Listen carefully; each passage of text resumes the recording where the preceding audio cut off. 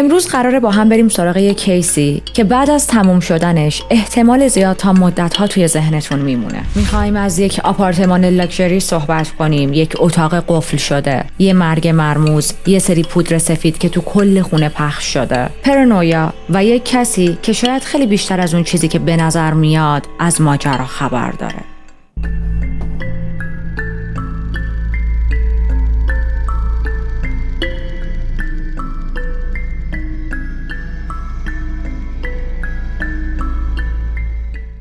من ریتا هستم و اینجا میریم سراغ پرونده های جنایی. اگر از اعضای جدید هستید بسیار بسیار خوش اومدید و اگر از رفقای قدیمی هستید ممنونم که باز دارید با یه ویدیوی دیگه همراهی میکنید. حضور تک تکتون، چه اعضای جدید چه اعضای قدیمی، برای من بسیار با ارزش و قشنگه.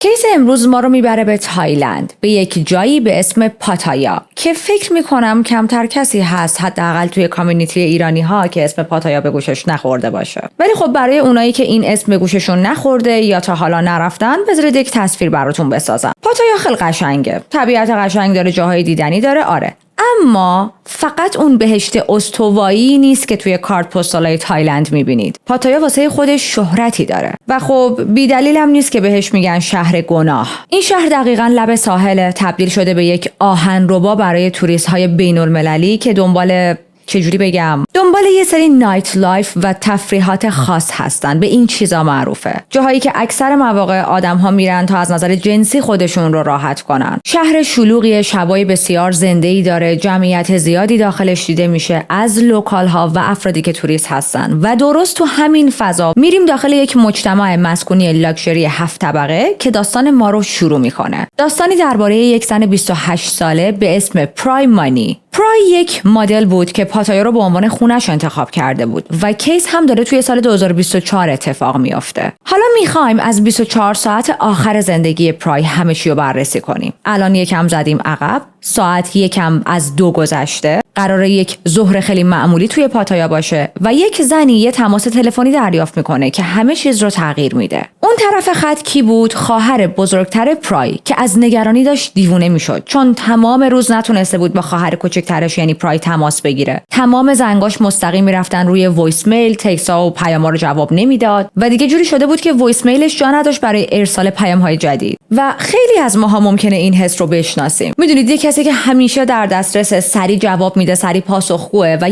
یه تایم زیادی ازش هیچ خبری نیست. خب این خیلی میتونه نگران کننده باشه. اینکه چنین آدمی یهو میره داخل سکوت چیز نرمالی نیست و این اتفاقی بود که داشت برای پرای میافتاد. برای همین خواهرش خیلی نگران شده بود. پرای تنها توی یک آپارتمان یک خوابه زندگی میکرد. طبقه 5 اون مجتمع مسکونی بود. اون مجتمع خیلی جای شیکی بود، از این جاهای خیلی خوب، از این ساختمان‌هایی که نگهبانی و مدیریت بسیار قوی داره. برای همین وقتی خواهرش دید هیچ جوره نمیتونه با پرای تماس بگیره، چیکار میکنه؟ همون کاریو که هر آدم نگران دیگه‌ای انجام میده توی این شرایط. با دوست صمیمی پرای تماس میگیره و ازش میخواد که برو و یک چکاپ انجام بده، برو ببین پرای چرا جواب نمیده. دوست پرای میره به خونش سر میزنه که همه چیو چک کنه، مطمئن شه ببینه که اوکی همه چیز مرتبه یا نه. اما وقتی میرسه متوجه میشه که اوکی فقط من توی این نگرانی تنها نیستم. بیرون در آپارتمان یک نفر دیگه هم وایساده بود. یک مرد 42 ساله به اسم چانگ، یک مرد چینی. این مرد دوست پسر پرای بود، دوست پسری که 3 سال با هم توی رابطه بودن و به شدت بیقرار و مضطرب به نظر میرسید. از اون انرژیا یا رفتارهای عصبی که وقتی میدونید یه چیزی اشتباهه بهتون دست میده. در خونه قفل بود، چانگ کلید نداشت و دوست پرای هم کلید نداشت. و حالا از اینجا به بعد ماجرا جالب‌تر میشه. دوست پرای شروع میکنه با چانگ کم حال احوال پرسی کردن و میپرسه که تو از پرای خبر داری؟ منم چون ازش بیخبر بودم، خانواده‌اش ازش بیخبرن، اومدم بهش سر بزنم. و چانگ میگه که ما شب قبل یکم با هم بحثمون شده بود، اما واقعیت اون منو از خونه انداخت بیرون و من نتونستم برگردم تو. خب چون هم در بسته بود هم من کلید نداشتم. دوست صمیمی پرای چیکار میکنه؟ وقتی یکی نتونه با کسی تماس بگیره و در خونه هم قفله و نمیتونه وارد شه چیکار میکنه؟ بله میره پیش مدیر ساختمون و از اون کمک میگیره. مدیر ساختمون میاد، اونم بررسی میکنه، میبینه که راهی ندارن تا درو باز کنن، به یک کلیدساز زنگ میزنن، یه آدم بسیار حرفه‌ای با ابزار مخصوص میاد، قفلو باز میکنه و در خونه از این درهای خیلی چجوری بگم مثلا ضعیف نبود که بشه با یه شونه هلش بدین و برین داخل. همونطوری که گفتم اون آپارتمان امن بود، مجتمع خیلی خوبی بود و خب سیفتی درها هم بالا بود دیگه. انیویز بعد از چند دقیقه درو باز میکنن و چانگ اولین کسی بود که میره داخل. فقط چند ثانیه نیاز داشت تا بره داخل. و وقتی میگم چند ثانیه یعنی دارم از 10-15 ثانیه حرف میزنم.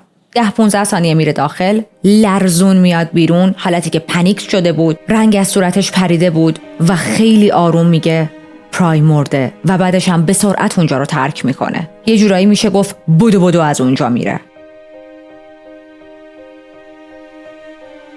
دوست صمیمی پرای وحشت زده با پلیس تماس میگیره و الان دیگه شده بود حدودای ساعت 6 بعد از ظهر. وقتی که پلیس میرسه چانگ کاملا از اونجا رفته بود. حالا بریم ببینیم پلیس چیا پیدا میکنه. چیزی که پلیس توی اون مجتمع مسکونی کشف کرد از اون صحنه هایی بود که سالها تو ذهن کاراگاه ها میمونه. پرای توی حموم پیدا شده بود. به پشت روی کف حموم افتاده بود. یک شلوارک و تیشرت مشکی پوشیده بود. دور تا دورش یک گودال از لکه‌های قرمز بود و این لکه‌های خون قرمز جوری بود که دیگه کم کم داشتن خشک می‌شدن. یعنی مشخص بود که 1-2 ساعت 3 ساعت نیست که پرای مرده. زخمی که روی گردنش بود عمیق، بزرگ و واقعا کشنده بود. اما یک زخم بسیار تمیز بود، جوری که نایش رو کاملا مستقیم بریده بود. و ببینید این یک جراحت سطحی و با تردید نبود، خیلی شدید بود. توی دست راستش یه چاقوی بزرگ آشپزخونه رو محکم گرفته بود. اما میدونید چی از همون اول توجه کاراگاه‌ها رو جلب کرد؟ یک چاقوی دومم اونجا بود. یه چاقوی میوه‌خوری کوچیک‌تر که حدود 15 سانت بود و توی سینک حموم افتاده بود. خب 2 تا چاقو توی صحنه است. اگر یه نفر میخواد جون خودش رو بگیره چرا باید 2 تا چاقو بیاره؟ چرا باید به 2 تا چاقو نیاز داشته باشه؟ پزشک قانونی تخمین زد که حدود 12 ساعت از مرگ پرای گذشته که زمان مرگ رو میبره حدود ساعت‌های 2 نصف شب، یعنی تقریباً نصف روز قبل از اینکه جسد پیدا شه. حالا ببینید این فقط یک کیس سلف هارم ساده نیست. البته هیچ کیس سلف هارمی ساده نیست، ولی نسبت به پرونده های جنایی و مردر کیسز منظورمه. چون معمولاً کیس هایی که یک نفر جون خودش رو میگیره و به زندگیش پایان میده باید خیلی سرراست‌تر و نرمال‌تر از این صحنه باشن. هیچ چیز اون صحنه و خونه عادی و نرمال و ساده نبود. میخوام بیشتر براتون توضیح بدم. درست بیرون حموم توی مسیری که از جسد پرای دور میشد، یه حالتی که انگار یک نفر از توی حموم داره میاد بیرون، یه سری رد پای قرمز وجود داشت، رد کفش. این رد پاها کاملا بزرگ و مردونه بودن و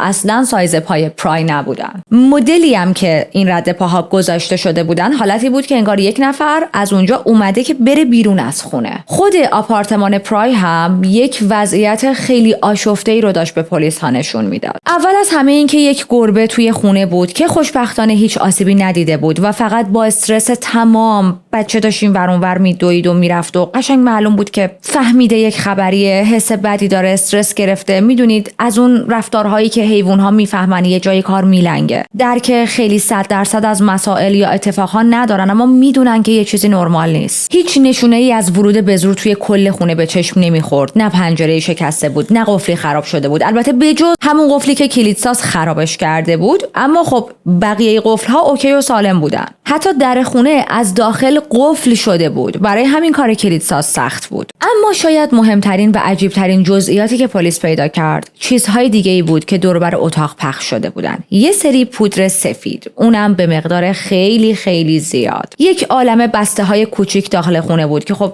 با همون نگاه اول معلوم بود که اینا همه مواد مخدره. حالا تصور کنید یک زن بیجون با یک چاقو توی دستش پیدا شده، یک چاقوی دومم همون نزدیکیاست، یه سری رد پای قرمز سایز پای مردونه وجود داره تو صحنه و یک عالمه مواد مخدر توی اتاق و خونه ریخته که خب همه اینا نشون میده اون شب یک شب آروم و معمولی توی خونش نبوده. و الان یک مظنون خیلی مهم وسطه. یک مرد، یعنی چانگ، همون دوست پسری که اولین نفر وارد خونه شد و ادعا کرد که جسد رو پیدا کرده و بعدش بدون اینکه درخواست کمک کنه، وایس حرفی بزنه، منتظر پلیس ها باشه، از اونجا فرار کرد. یعنی نه که فقط بره، فرار کرد. بدو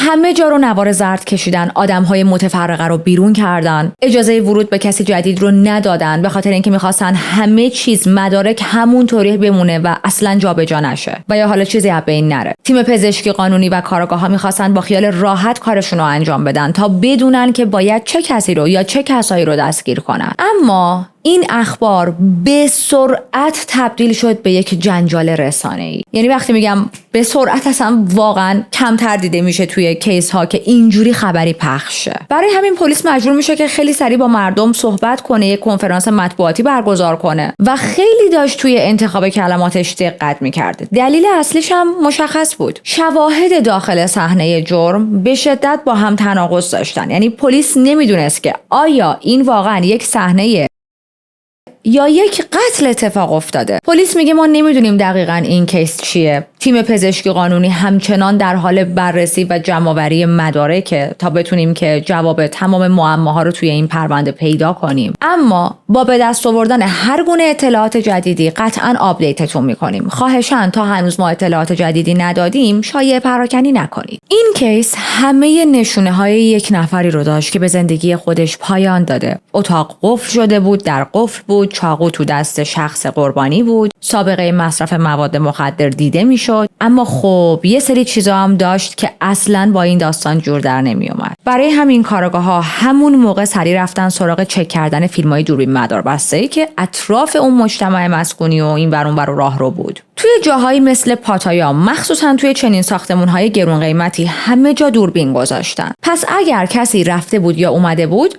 قطعاً توی دوربین ها ثبت شده بود. از اون طرف گفتیم که یک مظنون اصلی داشتن، یعنی چانگ. باید میرفتن و پیداش میکردن و باهاش صحبت میکردن. و میدونید چی چانگ رو برای پلیس ها مشکوک تر هم میکرد؟ اینکه اون به صورت غیر قانونی داشت توی تایلند زندگی میکرد و 4 سال بود که ویزاش باطل شده بود. یعنی ببینید از اون آدمایی نبود که چند هفته یا چند ماه بیش از حد مجاز مونده باشه. آدمی بود که سالها یواشکی زندگی کرده بود و هیچ کس هم خبر نداشت. همین یه مورد کافی بود تا بتونن تحت قوانین مهاجرتی بازداشتش کنن که خب این موضوع به پلیس کمک میکرد که در حالی که چانگ بازداشت شده بتونن بیشتر توی داستانش و رابطش با پرای عمیق بشن. اما پلیس نمیخواست تمام شکش رو بذاره روی چانگ. در واقع یه جورایی همه توی این پرونده مظنون بودن و خب هیچ مظنون اصلی هم نداشتن. چرا؟ چون زمان میبرد که پزشکی قانونی بتونه الگوی لکه های خون رو تایید کنه، زاویه ورود سلاح رو بررسی کنه که آیا این زن خودش به خودش آسیب رسونده یا یک نفر صحنه سازی کرده و بتونن یک تایملاین دقیق از تمام این اتفاقها بسازن. پس تا هنوز این کارا رو پزشکی قانونی انجام نداده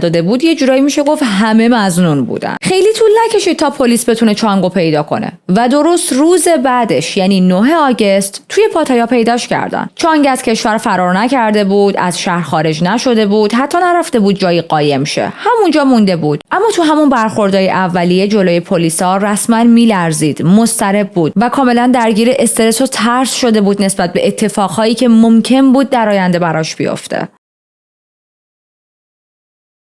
پلیس چانگ رو میاره برای بازجویی. چانگ قبول میکنه هر همکاری که لازمه رو با پلیس بکنه، حرف بزنه. بهش میگن که میتونیم ازت تست مواد بگیریم و با رضایت این کار رو انجام میده. چون ببینید توی همچین کیس های خیلی مهمه که این در واقع یک روند استاندارده که باید همه انجام بدن. و یادمه که چند هفته پیش یه دونه کیس رو داشتیم با هم بررسی میکردیم که پلیس اصلا این تست رو نگرفته بود که خب خیلی احمقانه بود. مخصوصاً با وجود این کیسی که ما امروز داریم میبینیم، این حجم از مواد مخدر که توی صحنه جرم پیدا شده، باید حتما این تست رو بگیرن. چانگ به پلیسا میگه من 3 سال تقریبا با پرای توی رابطه بودم و خودش اعتراف میکنه که رابطه ما یک رابطه بی‌نقص نبود. ما آپس اند داونز داشتیم، ما مشکلاتی داشتیم، ولی باز اونجوری هم نبود که تمام رابطمون پر از تنشن و مشکلات باشه. میگه آره درگیری داشتیم، بحث داشتیم، اختلاف نظر داشتیم، اما اختلاف نظرها و مشکلاتمون هرگز مدلی نبود که به چنین صحنه‌ای ختم بشه. یعنی داشت با زبون بی زبونی به پلیس‌ها میگفت که ما انقدر مشکلاتمون جدی نبود که من بخوام یک بلایی سر این زن بیارم. میگه ما جدیداً دعوای خیلی بزرگ نداشتیم. آخرین باری که خیلی شدید با هم دعوا کردیم مثلا چند وقت پیش بود. جدید نیست. من هرگز پرای رو تهدید نکردم. اون همیشه تهدیدی برای من نبود و خب خشونت توی رابطه ما نبود. بیشتر اختلافی بود که ممکنه توی خیلی از روابط باشه. میگن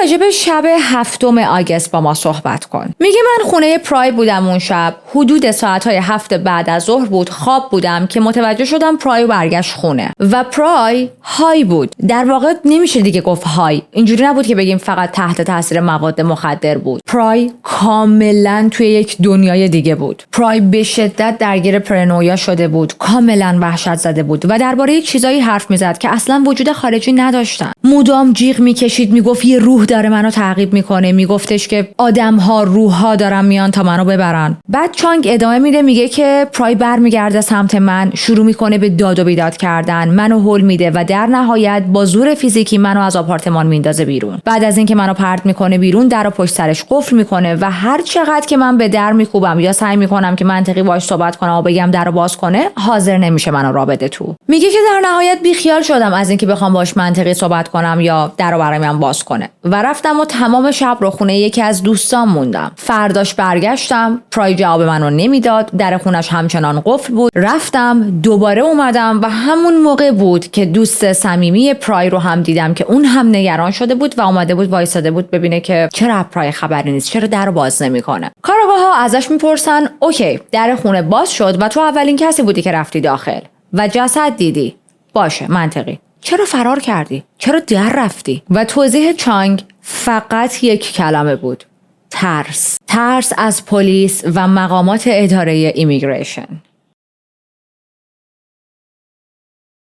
چانگ 4 سال به صورت غیرقانونی توی تایلند زندگی کرده بود و به شدت ترسیده بود از اینکه اگر بقیه بفهمن قطعاً از اونجا بیرونش میکنن و دلش نمیخواست گیر بیفته. به پلیس ها قسم میخوره، میگه من هیچ کاری انجام ندادم، تنها دلیلی که فرار کردم همین موضوع حضور غیرقانونیم توی کشور بوده. اما خب مشکل داستان چانگ اینجاست که شواهد دقیقاً با حرفاش جور در نمیان. اون رد پاهای قرمز داخل حموم خیلی بزرگتر از رد پاهای خود پرای بودن و علاوه اینکه مسیر اون رد پاها به سمت حموم نبود، به سمت برگشتن از حموم بود. پرای که مرده نمیتونه که بلنش راه بره. پس اون رد پاها مال کی بود؟ چون چانگ هم ادعا میکنه، میگه که من بعد از اینکه پرای از خونه پرتم کرد بیرون دیگه پامو نذاشتم توی خونه، توی آپارتمانش، چون کلید نداشتم، چون در قفل بود، چون پرای منو راه نمیداد، چون جوابمو نمیداد. اما توی صحنه کاملا با اولین نگاه میشدید و مشخص بود که یه سری سایز پای بزرگ اینجوری همینجوری رد گذاشتن تا ته خونه. پلیس ها این موضوع رو به روش میارن، میگن باشه تو اگر راست میگی ماجرای این رد پاها چیه؟ و چانگ بعد از یکم فکر کردم میگه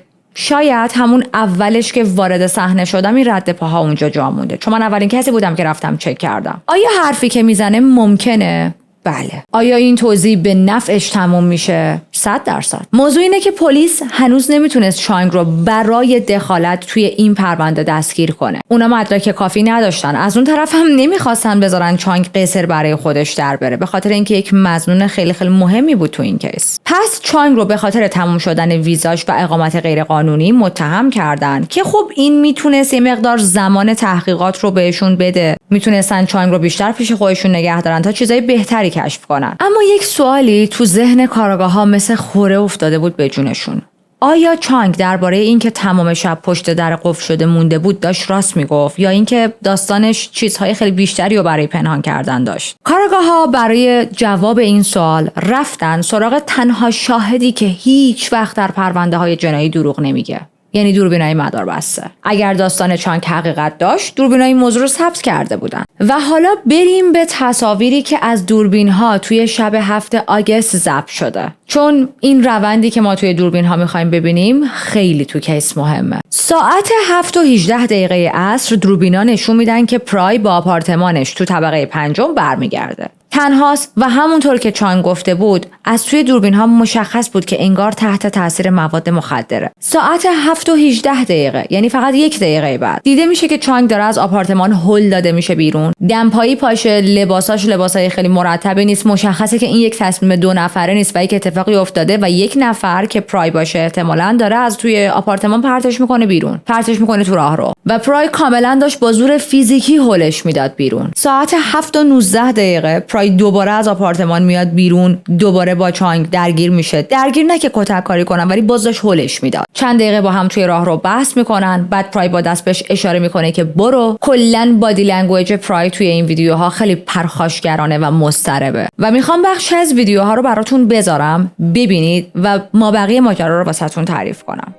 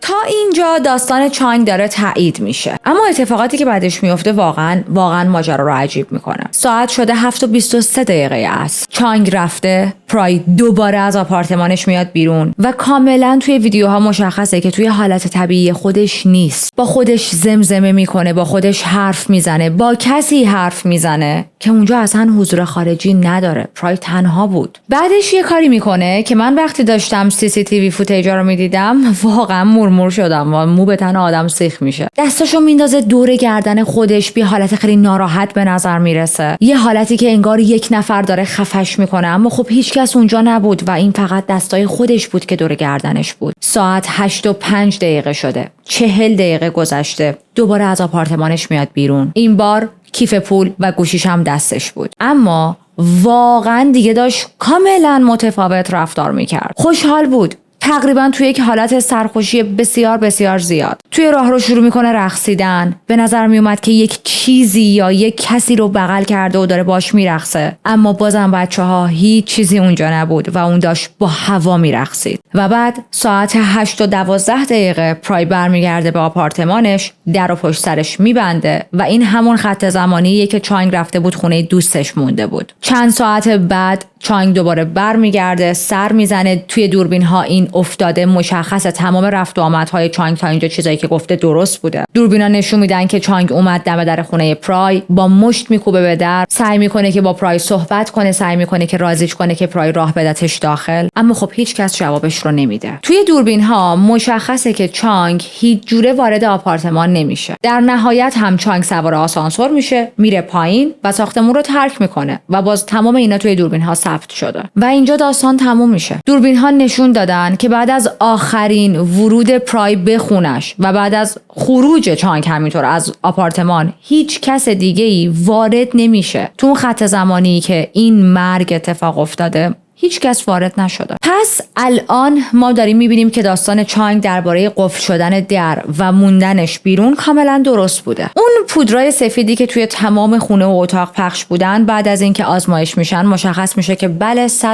مواد مخدرن و اونم نه مقدار کم، مقدار بسیار بسیار زیاد برای یک مصرف کننده دائمی مواد مخدر. اینجوری نبود که بگیم حالا یه ذره مواد داشتن، مثلا پرای میخواست امتحان کنه و خب از دستش در رفته بود و شبش رو داشت بد میگذرون. مشخص بود که پرای به صورت دائم داره از این موادها استفاده میکنه. ما میدونیم که مواد مخدر میتونن چه اثرات روانی شدیدی داشته باشن: پارانویا، توهم و قطع کامل ارتباط با دنیای واقعی. بریم سراغ هر دوتا چاقویی که تیم پزشکی قانونی توی همون پیدا کرده بودن. این چاقوها رو بررسی میکنن و فقط دی ان ای و اثر انگشت خود پرای روی اون چاقوها بود. هیچ کس دیگه‌ای به اون چاقوها دست نزده بود. و وقتی این موضوع رو میذاریم کنار مدارکی که دوربین مدار بسته ها بهمون نشون دادن و چانگ از خونه بیرون شده بود و هرگز نتونسته بود وارد آپارتمان پرای شه و این واقعیت که در خونه هم از داخل قفل شده بود، خب فقط به یک نتیجه مشخص میرسیم. نتیجه پلیس این بود که پرای به خاطر مصرف بیش از حد مواد مخدر دچار توهم شده و تصمیم گرفته که به زندگی خودش در نهایت پایان بده. اون پارانویایی که اومده بود سراغش، حرف زدن درباره ارواح، آدم‌های نامرئی که دارن دنبالش میکنن، رفتارهای عجیب و غریبی که توی دوربین‌ها ثبت شده بود، همه با هم جور در می اومدن. اما خب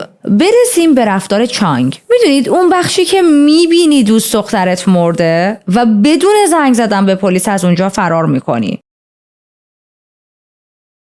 من متوجهم، اوکی چانگ ترسیده بود، به خاطر وضعیت ویزاش واقعا ترسیده بود، قابل درکه. اما ما داریم راجع به کسی صحبت میکنیم که تو 3 سال باهاش توی رابطه بودی. نمیدونم شاید آدم‌ها متفاوتن، ولی برای خود من هر چقدرم شرایطم بحرانی باشه، اگر کسی که باهاش سالها توی رابطه هم یه همچین اتفاقی براش بیفته، بیخیال همه چی میشم. حالتی هم که میگم هر چی میخواد بشه، من باید وایسم اینجا. چون at the end of the day توی چانگ تو زندگی پرای دخیل بودی، دوست پسرش بودی، دیر یا زود پلیس میومد سراغت. پس چه بهتر که خودت اونجا وای میسادی و فرار نمیکردی. چانگ ادعا میکرد که پرای رو دوست داره، عاشقشه، اما توی این موقعیت اولین فکری که به سرش زده بود این بودش که از خودش محافظت کنه به جای اینکه بره و برای پرای کمک بیاره. چانگ از این موضوع کیس قتل و اینا خلاص میشه، نمیتونن کیس رو بهش ربط بدن. اما بیایید درباره تایمینگ حرف بزنیم. چانگ میگه که تمام شب بیرون در قفل شده بوده، چیزی که دوربین ها هم تاییدش کردن. اما زمان تخمینی مرگ حدود ساعت 2:30 شب بوده، یعنی حدود 5 ساعت بعد از اینکه چانگ برای آخرین بار ساختمون رو ترک کرده بود. 5 ساعت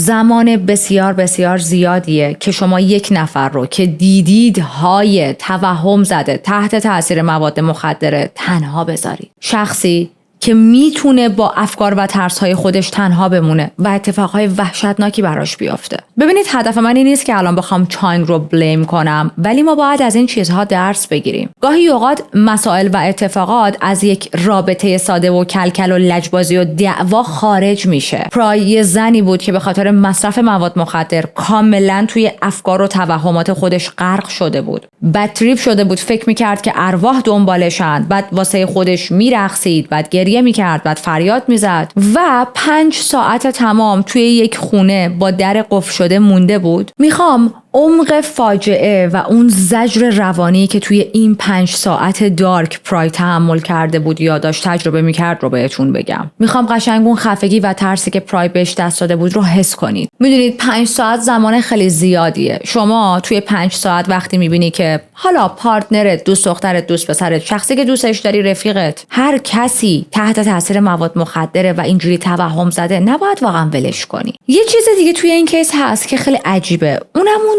2 تا چاقوه. اگر کسی توی یک حالت روان پریشه و تصمیم گرفته که به خودش آسیب بزنه، چرا باید 2 تا چاقو بیاره؟ چون میدونید چنین تصمیم هایی به بکاپ پلن نیاز ندارن. معمولا آدم ها توی یک لحظه این تصمیم رو میگیرن و عملیش میکنن. معمولا آدم ها به این فکر نمیکنن که خب اگر این راه نشد پلن بی داشته باشیم، حالا اگه پلن بی نشد پلن سی داشته باشیم. مهاجرت نیست که شما براش پلن بچینید. و یک سوال دیگه راجب خود چانگ و نوع رابطش با پرای اینجا وجود داره. یک مرد 42 ساله چینی که داره به صورت غیر قانونی توی تایلند زندگی میکنه و چندین سال هم هست با پرای توی رابطه است. در واقع با یک زنی که خیلی از خودش کوچکتر و جوان‌تره و یک زنی که به صورت ثابت مشکل مصرف مواد مخدر داشته، چیزی نبوده که مال چند هفته اخیر باشه و توی چانگ این موضوع رو میدونستی. سوال اینه که واقعا رابطهشون چطوری بود؟ آیا همونطوری که چانگ ادعا میکرد همو دوست داشتن، یک رابطه باثبات و عاشقانه‌ای داشتن که حالا هر از گاهی مثل هر زوج دیگه‌ای ممکن بود اختلاف نظر بینشون باشه، یا چیزای خیلی بیشتری اون زیر میرا وجود داره که هنوز کشف نشده؟ در واقع من نمیگم که چانگ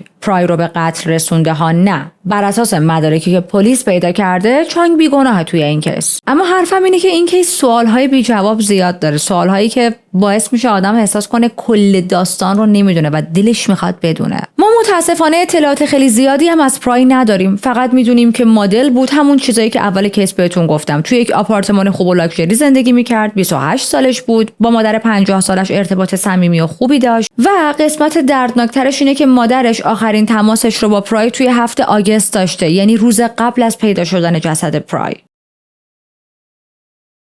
پرای هم مادرش پرسیده بودش که حالت چطوره؟ گفته بود زیاد خوب نیستم، بدن درد دارم. پرای باهاش صحبت کرده بود، زورش کرده بود که برو دکتر، حتما خودتو چک کن. بعد براش نظر پول فرستاده بود که بتونه با اون پول توی چیزای باغبونی و اینا از کسی کمک بگیره تا امورات مزرعه رو راحت‌تر انجام بده. و این داره به ما چیو میگه؟ داره میگه پشت تیتر جنایی یک دختری بود که هنوز برای خانواده‌اش عزیز بود، خانواده‌اش براش عزیز بودن، برای خانواده‌اش پول میفرستاد و ستون خانواده‌اش حساب میشد. چیزای دیگه‌ای که راجع به پرای متوجه شدم اینه که گفتیم گربه داشت، پس قطعاً حیوان دوست بود. زندگی روزمره داشت، خونه داشت، پت داشت، رابطه عاشقانه داشت، خانواده‌ای داشت که بهش تکیه کرده بودن، روابط مختلف داشت، دوست‌های مختلف، دوست صمیمی داشت. اونقدر نزدیک که دوست صمیمیش اولین کسی بود که رفت تا چک کنه ببینه چرا پرای جواب نمیده. میدونید یعنی یک شبکه‌ای از آدم‌های مختلف رو دور بر خودش داشته و تنها نبوده و این خیلی غم انگیزه. در مورد رابطه‌اش با چانگ منابع گفتن که 3 ساله با هم توی رابطه‌ان، اما من یک نکته عجیبی پیدا کردم.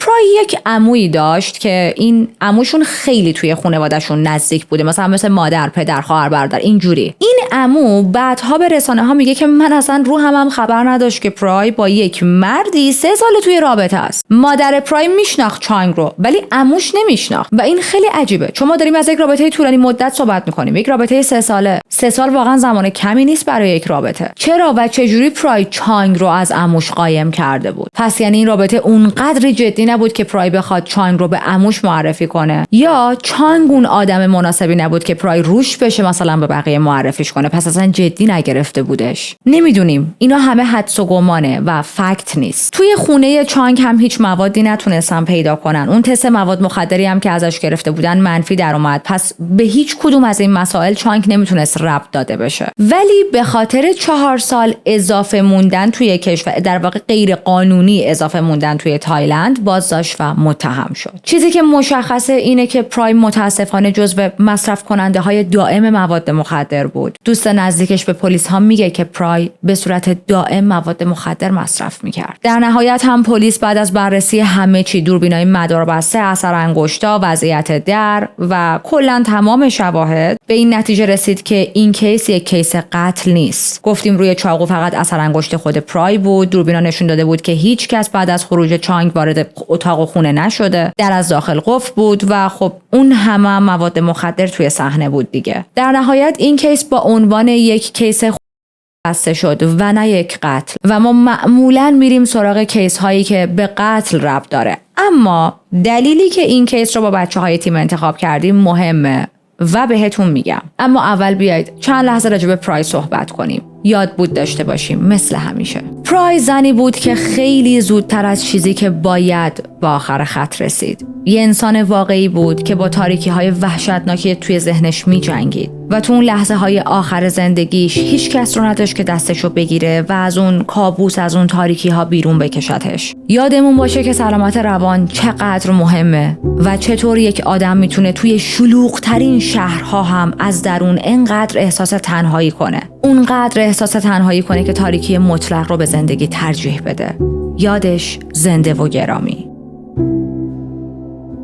ممنونم که تا اینجا من همراه بودید. اگر هنوز چنل رو سابسکرایب نکردید، سابسکرایب و لایک و اینجور کارا بکنید، زنگوله رو بزنید و دیگه حال بدید دیگه به چنل. دستتون درد نکنه دیگه، شماها دارید هول میدید این چنل رو. هر گلی زدید به سر خودتون زدید. و اینکه گفتم چرا این کیس رو آوردم، چرا این کیس رو با بچهای تیم انتخاب کردید. ببینید، پایان دادن به زندگی معمولا یک تصمیم ساده و ناگهانی نیست. پشتش میتونه ترکیبی از بحران روانی، مصرف مواد، انزوا، رابطه‌های آشفته، ترس، شرم، دسترسی نداشتن به کمک و یا یک لحظه قطع ارتباط با واقعیت باشه. و خیلی از اینها توی کیس پرای اتفاق افتاد. اینکه ما فقط به این کیس اینجوری نگاه کنیم که یه زنی توی حموم غرق در خون پیدا شد، یک چاقو هم تو دستش بود، این نمیدونم، احساس میکنم خیلی بی‌انصافیه. آدم‌ها بیشتر از اون چیزی که ما بتونیم درک کنیم زندگی کردن، تجربه دارن، خاطره دارن، تحمل کردن. گاهی اوقات خیلی بیشتر از اون چیزی که ما از بیرون بتونیم درکشون کنیم خسته میشن. شاید مایی که از بیرون داریم میبینیمشون بگیم که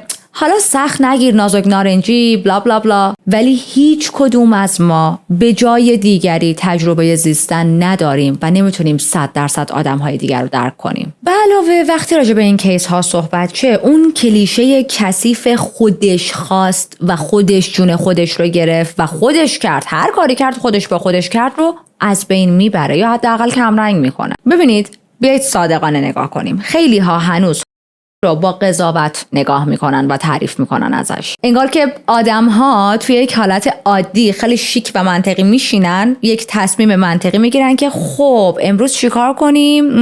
امروز هوا خیلی خوبه، جون میده واسه مردن. در حالی که سازمان جهانی بهداشت تایید میکنه رسانه ها نباید بیان دلیل در یک عامل ساده جا بزنن، چون واقعیت اون اتفاق خیلی پیچیده تر و پر از لایه‌های روانیه. در واقع لایه‌های روانی، اجتماعی و موقعیت‌های مختلفی که کنار هم قرار میگیرن و باعث میشن که یک نفر، یک فرد چنین تصمیمی رو در نهایت بگیره. یعنی در یک روایت درست، قربانی نباید ضعیف نشون داده بشه، قربانی نباید دیوونه خطاب بشه، قربانی رو نباید مقصر بدونید که جون خودش رو گرفته. قربانی باید یک انسانی دیده بشه که توی یک نقطه بحرانی تنها موند، کمک نداشت، نتونست هندلش کنه، خسته شد، برید. و دلیل مهم دیگه‌ای که با بچه‌های تیم این کیس رو انتخاب کردیم، موضوع پیشگیری از همچین اتفاقهاییه. و این قسمت خیلی مهمه، چون نحوه روایت رسانه‌ها و آدم‌ها میتونه خیلی اثر داشته باشه تو تصمیم‌های آینده